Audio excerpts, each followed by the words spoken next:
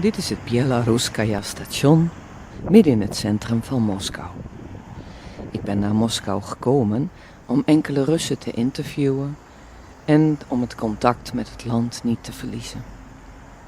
Tussendoor maak ik een paar snelle opnames van de stad, al was het alleen maar om de kijker een impressie van de Russische hoofdstad te geven, of om te laten zien dat het leven voor de Russen ook doorgaat. Vaak denken Nederlanders dat Rusland grauw en grijs is, of dat je weinig leven ziet op straat. Alleen al in dit Bolshoi-theater is het bijna iedere avond bomvol met mensen die genieten van Tchaikovsky, Shostakovich of andere cultuurhelden. Ik ben op weg naar een afspraak vlak bij het Rode Plein, dat nu te zien is. De Russen hebben herfstvakantie. Ze genieten hier in de stad of ze verblijven op hun dacha's. Telkens opnieuw verbaast het mij hoe vriendelijk en open ze zijn. Nog steeds voelen zij zich Europeaan. Hoeveel steken wij ook hebben laten vallen om hen niet toe te laten in het Europese huis. De metro is erg goed en zeer goedkoop. Het openbaar vervoer, het onderwijs, de medische zorg is zo goed als gratis. Dat was 15 jaar geleden wel anders, toen hier nog veel problemen waren, met gruwelijk veel armoede en onrecht. Het blijft zeer indrukwekkend wat hier de laatste jaren verbeterd is. In de hele stad zie je streetlife, salsa-dansers of deze danseressen. Russen zien er hetzelfde uit als onze Europese tieners, met blauw of bruine ogen of met blond of paarse haren. Russen hebben dezelfde cultuur als de Europese. En ze hebben dezelfde dromen en dezelfde pijnen.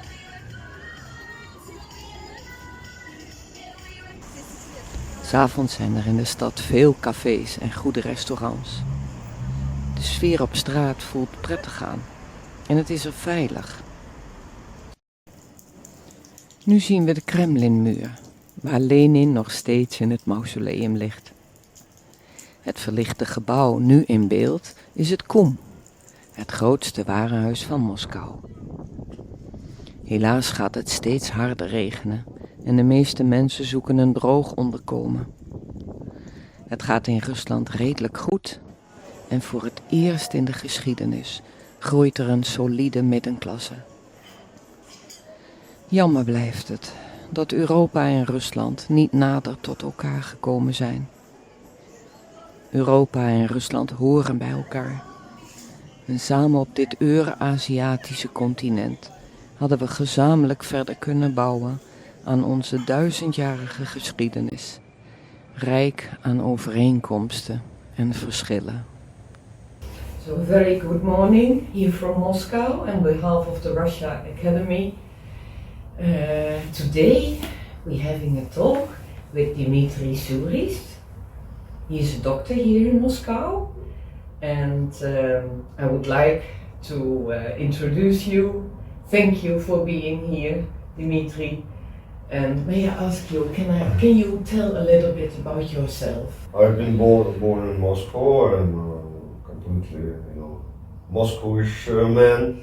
My parents are also from Moscow, and I was born in 1981, so I'm 42 years old. I'm a doctor. I have graduated from the first medical institute here in Russia, in Moscow. What is, I think, more important even, that Russia is, Russian peoples are they're all the same. They have the same language. You will understand the Russian language anywhere you go. It's completely the same everywhere. Yes. And it's mostly the same culture. Even when there's Muslims or some other religions, it's all the same. it's not like in Switzerland when half speaks special German and half speaks French and some people speak other language. Yes. It's Yeah. on a country that small. Yes. Yes. Well, 90s were difficult times. The criminals and lots of things happened. And I remember on just before the collapse of Soviet Union, it was August 1991. I think it was kind of 19th of August. We were coming back from the Black Sea with my mother, and the train delayed for several hours because meetings and fights started in Moscow. The living changed absolutely. We got lots of foreign goods in Russia. But the inflation was unbelievable, and you never knew what prices will be tomorrow. We had a strange story.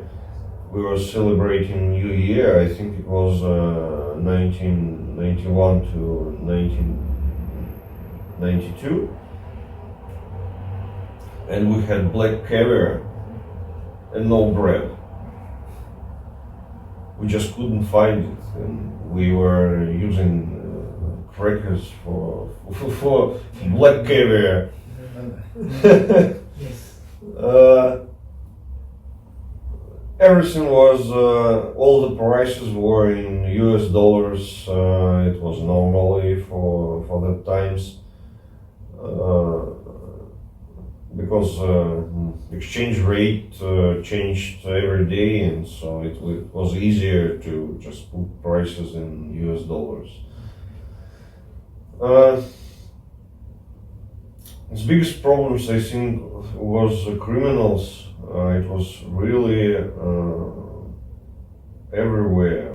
Lots of really rich people appeared at that times.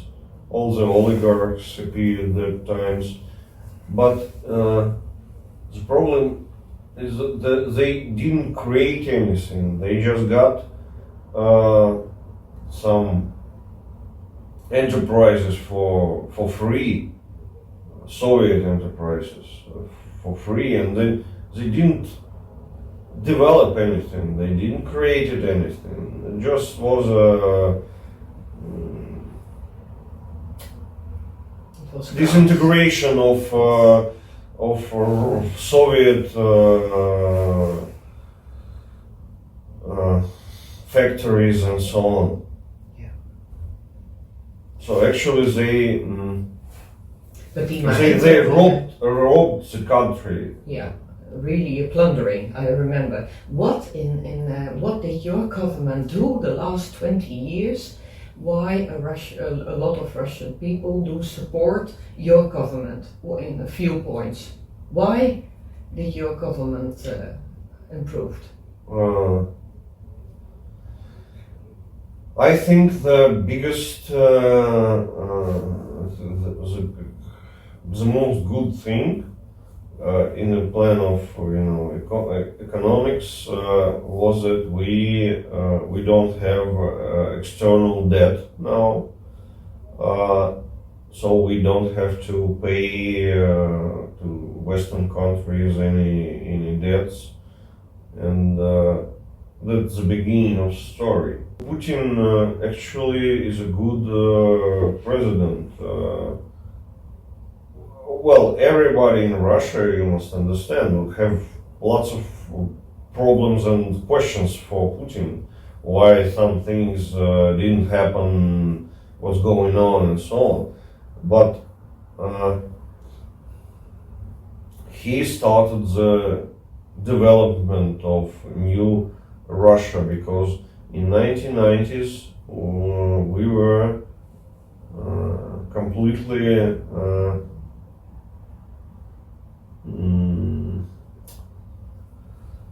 controlled by USA, and it's a standard story when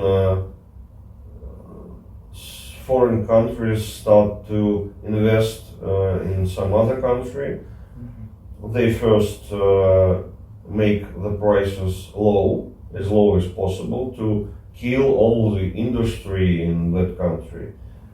And when everything is destroyed, the prices will go up.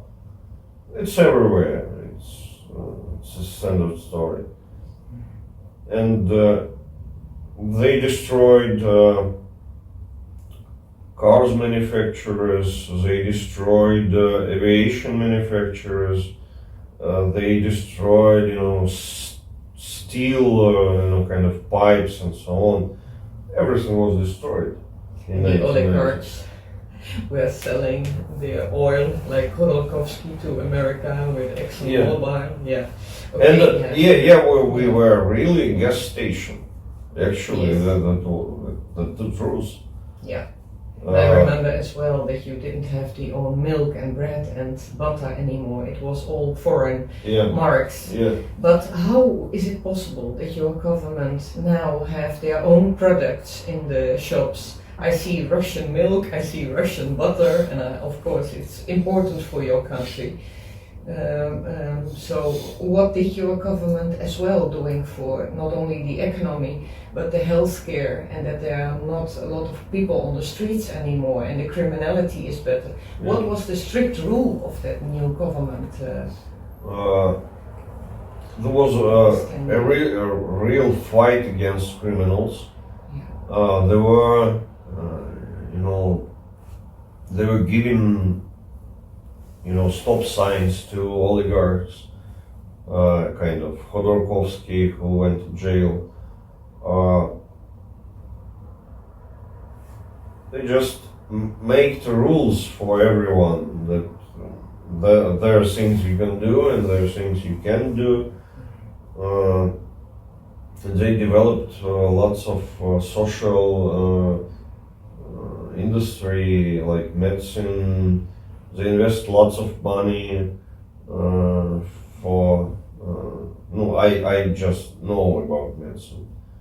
And now in Russia, in Moscow, especially Moscow, yes, there's very good medicine and it's for free. You can achieve everything, and including high technological operations, surgery. You can get almost all, medicine, pills and some infusions and so on. Everything is, it really exists, and it really for free. And I see the private medicine now as a more, when you go to the private hospital, you just believe that it's better just because you pay money. Actually, there's no point to go to private hospitals. You know it by yourself because you are working. Yeah, and we have one clinic, it's called European Medical Center, with prices still in euros, and one doctor's appointment costs 180 euros, something like this. And it was very popular before the Ukrainian operation. For rich people, they just believe that if they pay lots of money, they have good medicine. But you must understand that the doctors are all the same. The average level of knowledge and skills is the same everywhere. Yes. But I'm happy you are from the inside, a doctor yourself, that you are really satisfied what your country did the last 10 years to give people free healthcare and to look after the people, because it's for me. We have really free medicine. We have almost free heating and electricity and so on. It's almost for free.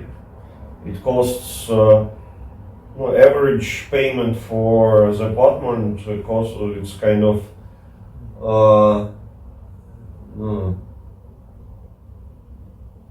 kind of 70 euros per month. That's what you pay for the heating, the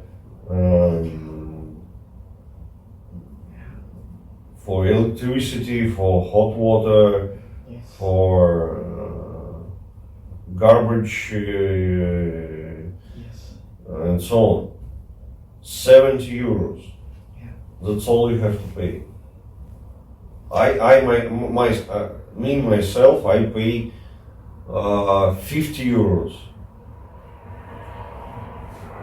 I have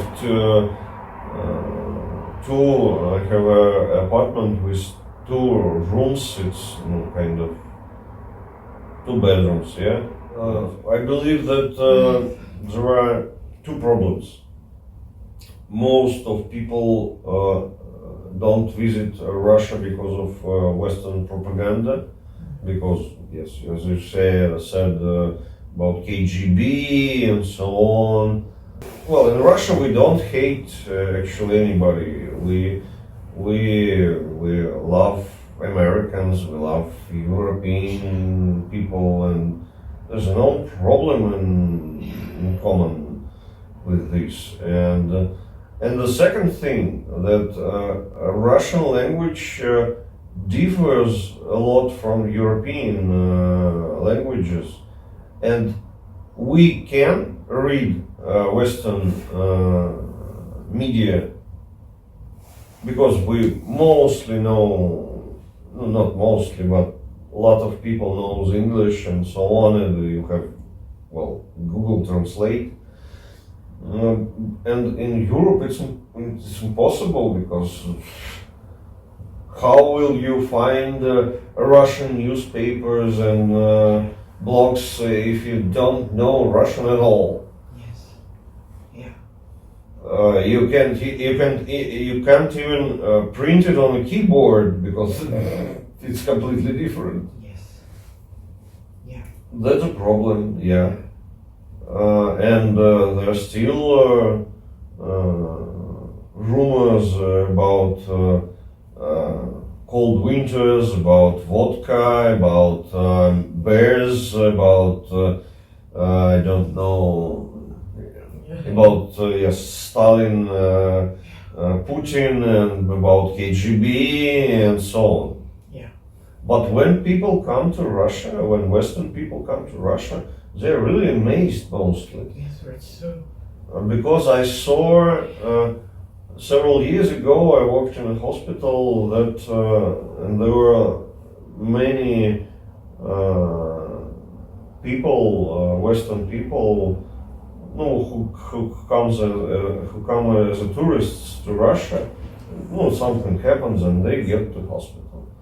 They all were really scared in the beginning. They decided that they will die here, actually.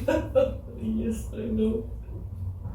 But they were completely happy in the end because they were cured.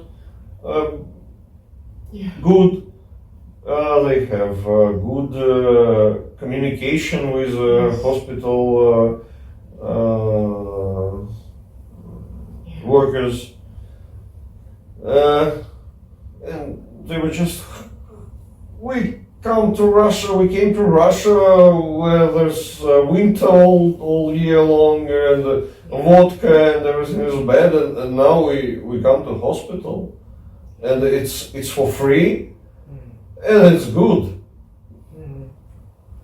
And we always, Russians are always in medicine, they always try to find a a doctor who can speak the language of the patient. And I had, I had a story. The friend of mine worked in a company where the CEO was from USA. He didn't have insurance and so on. He lives here for many, many years. And once a friend of mine calls me and says that he's ill, and we understand that it's problems with gallbladder, cholecystitis, I think it's called this way in English. What to do? And I tell them that they should call emergency and go to hospital. There's no other option. And he was hospitalized. He had surgery and so on. And because he doesn't have insurance, free insurance. Yes, for Russians the insurance is for free. He was, well, we have an order that people without insurance can stay for free more than 3 days. He had surgery and he went home after 3 days of stay. And he was telling that till the exit door, he was afraid that someone will give him a bill for lots of money, because it's just. And he stated that that was a 5-star resort, that hospital. He just couldn't believe that it's possible. Yes, may I ask you, what do you think are the main reasons for the problems in Ukraine, and why Europe and America is so on that side? Well, I think that it's just pressure to collapse Russia. It really is. Every Western country is, most of them, and especially USA, is aggressive. And they are really try to destabilize situation in Russia. There were lots of talks, meetings and other kinds of communication with Western countries, especially with USA again, about NATO and about that it's coming to our borders. And they were promising that that NATO will not expand, but they did it anyway. And actually, we can't believe to Western countries, because we know that everything they say is just a lie, and they will do what they want without our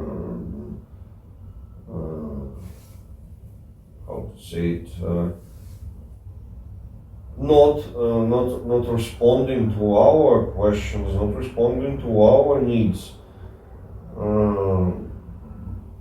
Yes, they will do.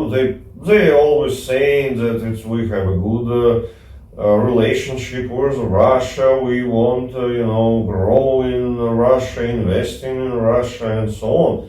But they always do what they really think. Just for their good, not for Russia's good. And first they destroyed our industry, lots of kind of industry. And now they're saying that NATO will expand.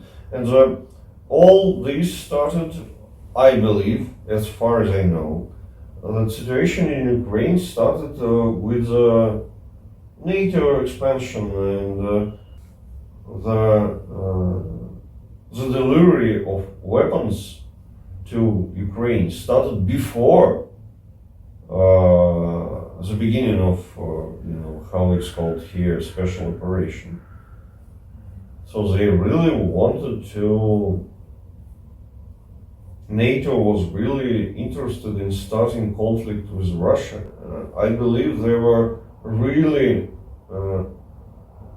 severe reasons to start that special operation. NATO's military bases will appear in Ukraine, but with Ukraine there were Minsk negotiations about the life in Donbass.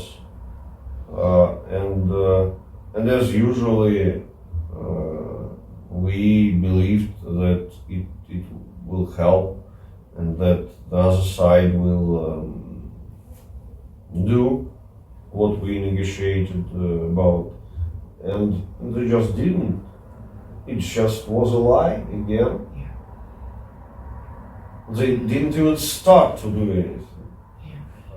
Ukrainians and Russians are really very close to each other. Yes.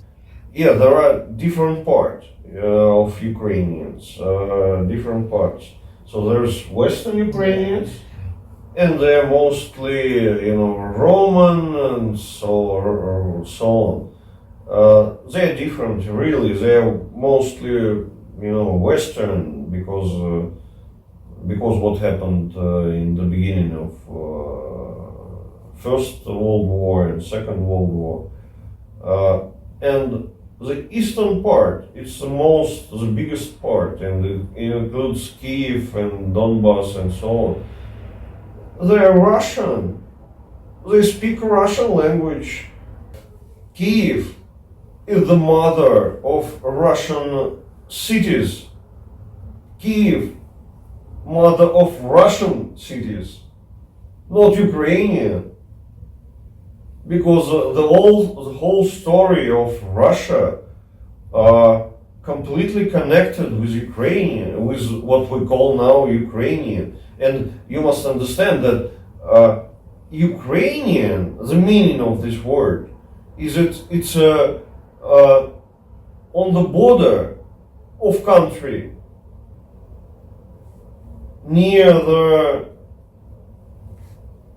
end of territory. It means near, and Ukrainian, as it's called in Russia, Kraina. It comes from the word edge. So Ukraine is just a territory near the border, and nothing else, and it never existed separately. It was created by Soviet Union. They just got a territory and they called the Ukrainian Republic. And Crimea was always Russian. And the problem began with a question of language. They told, the Ukrainian government told that no one should speak Russian. Everybody must speak Ukrainian. Yeah, okay, I agree that if you live in some country, you should know domestic language. Yeah, of course.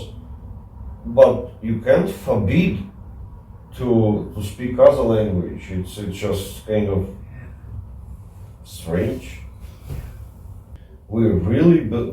Most of Russian people really believe that they're brothers, that they're the same nation. I will thank you very much for being open on the camera, and as well your inside information about healthcare. You are yourself doctor.